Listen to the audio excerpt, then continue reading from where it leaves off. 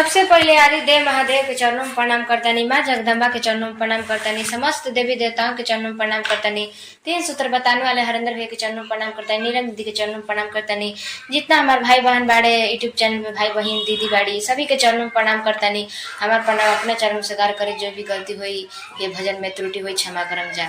चारा चाह पर जा में छपा भाई हो डर के कारा से बा,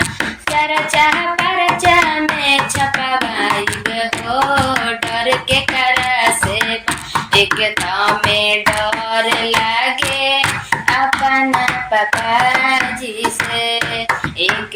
में डर लागे अपना पापा जी से, तो पापा डीजे लगवाई है ओ डर के कारा से बा, तो पापा डीजे लगवाई है ओ डर के कारा से बा, एक में डर लागे अपना मम्मी जी से, एक में डर लागे अपना मम्मी जी से, तो मम्मी सिसिया लोग के बोलाई है हो डर के कारा से बा, मम्मी सिसिया लोग के बोलाई है हो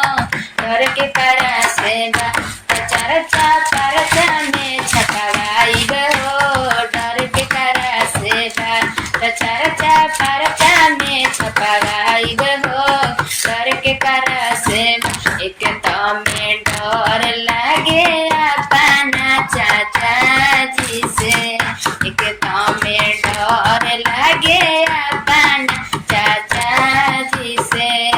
तो चाचा पर सदिया किन के लाई है ओ डर के कारा से बा, तो चाची सिसिया लोग के बोलाई है ओ डर के कारा से बा, तो चाची घरवा दुआरवा धोई है ओ डर के कारा से बा, तो चरचा परचा में छपवाई हो डर के कारा से, एक में डर लागे अपना भैया जी से, एक में डर लागे अपना भैया जी से, तो भैया फलवा किन के लाई है हो डर के कारा से बा, तो भैया फलवा किन के लाई है हो डर के कारा से बा, तो भाभी मामी लोग के बोलाई है हो डर के कारा से बा, भाभी फलवा फुलवा चढ़ाई है हो डर के कारा से बा, चरचा परचा में छपवाई हो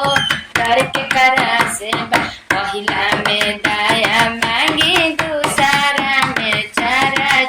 तो तीसरा में नमः शिवाय पाड़ा नमः हो डर के कारा से बा,